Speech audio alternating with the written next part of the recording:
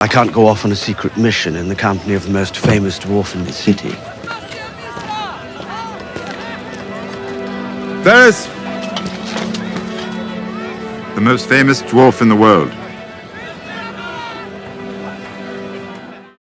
এই সিনটায় সরাসরি ফোরতল না ভাঙলেও ফ্যাকচুয়ালি কারেক্ট ছিলেন টিরিয়ন ল্যানিস্টার চরিত্রে অভিনয় করা পিটার ড্রিঙ্কলেজ। আনডিসপুটেডলি পৃথিবীর সবচেয়ে জনপ্রিয় ডোয়ার্ফ তিনি। তবে এই শব্দটা ইনকারেক্ট, তাই ইংরেজিতে লিটল পিপল আর বাংলায় হুমায়ুন সাধুর কয়েন করা টার্ম উনমানুষ বলতেই আমি বেশি স্বাচ্ছন্দ্য বোধ করি।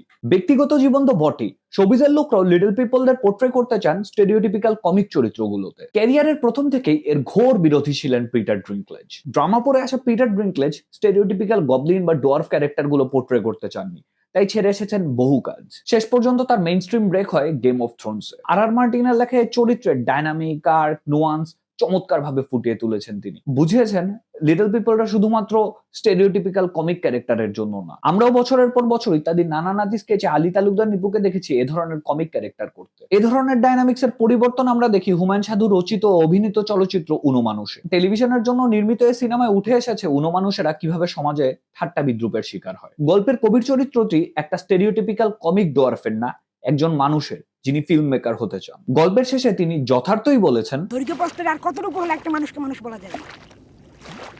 কে ঠিক করে দিছে সব ক্রাইটেরিয়া?